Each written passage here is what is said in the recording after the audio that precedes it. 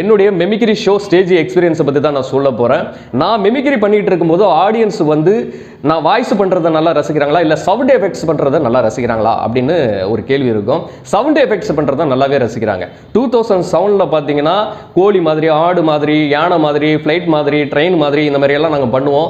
நிறைய ரசிகர்கள் இருந்தாங்க, நல்ல கிளாப்ஸ்லாம் நிறையா வரும். ஆனால் இப்போ ரசிக்கிறாங்களா அப்படின்னா இப்போவும் நல்லாவே ரசிக்கிறாங்க.